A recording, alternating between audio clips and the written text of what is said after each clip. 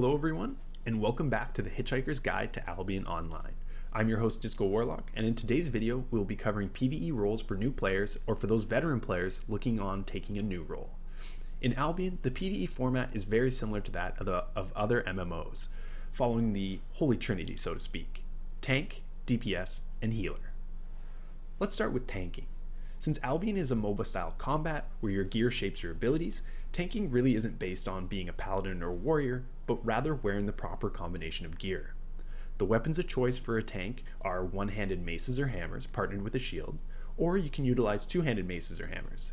Now, if you're more experienced and you kind of want to have a little bit more freedom in your build and you have a competent dungeon party with you, you can use halberds or other two-handed weapons that utilize AoE damage.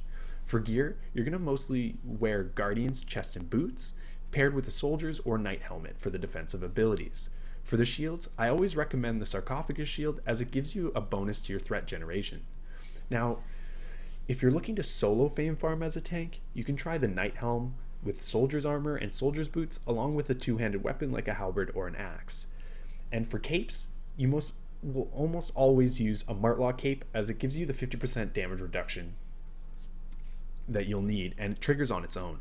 Now for food, if you're early into the game and you don't have too much money, you don't have to worry too much about consuming food or potions yet. But once you reach certain stages in random dungeons and hardcore expeditions, you're going to be using sandwiches as they boost your overall health pool. And for potions, you can use either a health potion or poison potion to get those guys that you can't quite reach. Next, we have DPS. Now, DPS has a lot more freedom in PvE.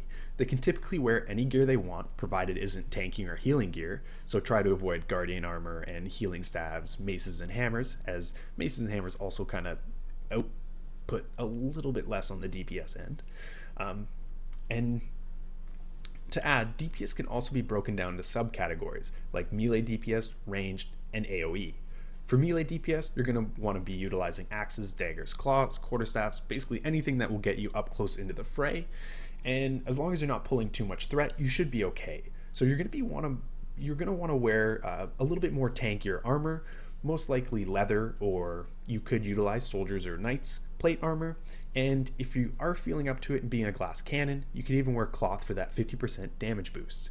Now, if you're going to be a ranged DPS, you're going to want to utilize bows, staves, and maybe even a spear, as their Q ability does give you some range. That's more of a hybrid range DPS. And if you are going to be running a range DPS, I highly recommend wearing cloth armor, as you're slightly further away from the fight and all you have to do is worry about dodging skill shots. However, the other thing that can happen as a ranged DPS is you could pull aggro. So just keep that in mind. But if you are wearing cloth gear, you're getting that extra 50% damage boost. Now, if you're looking for an AoE DPS build, try to utilize some two-handed weapons if you want to be melee, or you can utilize the longbow as it has the rain of arrows ability, or you can use two-handed staves like the frost or fire, which also have AoE abilities as well. Now for capes, DPS can wear almost any cape they want as long as it's bolstering their damage output or increasing their energy regeneration if they find that they're using a lot of abilities. For food, you can run either the beef stew as it increases your combat damage, or you can utilize the chicken omelets or omelets in general as they help with cooldown reduction. For potions, again, you can run health potions, poison potions, anything you want. Lastly, we have healers. So healers in Albion utilize either the Holy or Nature staves to heal. Holy is a single target, while Nature is a more AoE. For PvE, either or works, as long as you're keeping your tank alive and the rest of your crew alive. If you find you're constantly wiping in your Holy staff user, you may want to try switching to a Nature staff. Now, healers will always want to wear cloth gear on their body, and either cloth boots or leather boots, depending on what kind of dodge or survival mechanic they're looking for.